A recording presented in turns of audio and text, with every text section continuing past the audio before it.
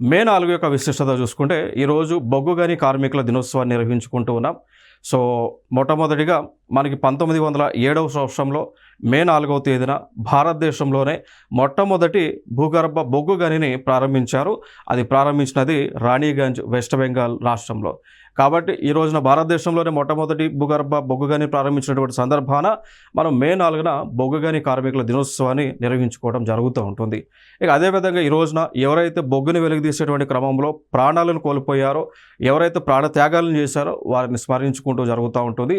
అదేవిధంగా ఇక మీదట బొగ్గు వెలికితీసేటువంటి సమయంలో కోల్ మైన్స్‌లో ఎటువంటి ప్రమాదాలు జరగకుండా ఏ విధంగా మనం నివారణ చర్యలు తీసుకోవాలి అనేటువంటి అంశాలని కూడా అవేర్‌నెస్ క్యాంప్స్‌ని అందించడం జరుగుతూ ఉంటుంది.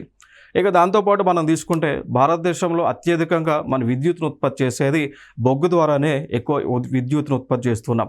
అంటే దాదాపుగా 70% ఆఫ్ ఎలక్ట్రిసిటీ అనేటువంటిది it is coming from coal. So, అది ఇంపార్టెంట్ ప్రాధాన్యత ఉంది.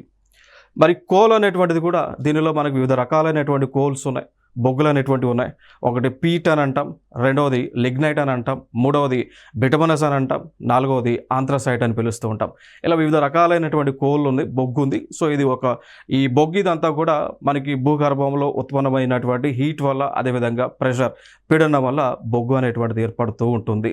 సో, బొగ్గు అనేటువంటిది ఏర్పడటానికి ప్రధానమైనటువంటి కారణం ఏంటి అంటే కార్బన్ పార్టికల్స్, జీవ పదార్థాలు.